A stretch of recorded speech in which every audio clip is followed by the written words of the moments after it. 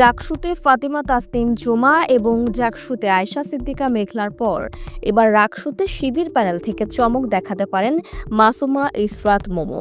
আসন্ন রাকসু নির্বাচনে শিবির সমর্থিত সম্মিলিত শিক্ষার্থী জোটের সহপরিবেশ ও সমাজ কল্যাণ সম্পাদক পদে প্রতিদ্বন্দ্বিতা করছেন তিনি।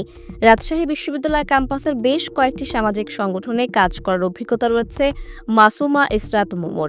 একজন সাহসী নারী শিক্ষার্থী হিসেবে মোমো বিএনসিসি এর ক্যাডেট হিসেবে দায়িত্ব পালন করেছেন। অধিকার ভিত্তিক সংগঠন স্টুডেন্ট রাইটস অ্যাসোসিয়েশনের assistant research and development secretary, physically challenged শিক্ষার্থীদের নিয়ে কাজ করা সংগঠন পিডিএফে ওমেন এম্পাওয়ারমেন্ট সেক্রেটারি হিসেবেও কাজ করছে মোমো। এছাড়াও গ্রিন ভয়েস, আরইউএসি এর মতো সংগঠনগুলোতেও কাজ করার অভিজ্ঞতা রয়েছে মোমোর। তবে রাকসু নির্বাচনের শিবির প্যানেলকে কেন নিজের জন্য যোগ্য হিসেবে ভাববেন মোমো? এই প্রশ্নের জবাবে মোমো জানান, ছাত্র শিবির একটা ইনক্লুসিভ প্যানেল, যেখানে ছাত্র শিবিরের সমর্থক বাদে সাধারণ শিক্ষার্থীদেরও অংশ নেওয়ার সুযোগ রয়েছে। আরও অনেক প্যানেল মাসুমা ইসরাত মোমোকে নিতে চাইলেও তিনি সব দিক বিবেচনায় এবং ছাত্র শিবিরের বিগত এক বছরের বিভিন্ন ইতিবাচক কাজ দেখে শিবির সমর্থিত সম্মিলিত শিক্ষার্থী জোট প্যানেলে যুক্ত হয়েছেন।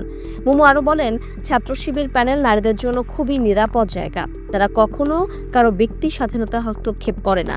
সে কারণেও তিনি শিবির প্যানেলকে বেছে নিয়েছেন। মোমো সমর্থকেরা বলছেন, মোমো শত বাধা পেরিয়ে সাহসিকতার সাথে সামাজিক ও অধিকার ভিত্তিক যে অভিজ্ঞতা অর্জন করেছে তা ব্রড স্কেলে শিক্ষার্থীদের কল্যাণে কাজে লাগাতে মোমোর রাকসুতে নির্বাচিত হওয়া খুবই প্রয়োজন। নারী শিক্ষার্থীদের কল্যাণেও মোমো তার অভিজ্ঞতার স্বাক্ষর রাখতে পারবে বলে আশাবাদী তার শুভাকাঙ্ক্ষীরা।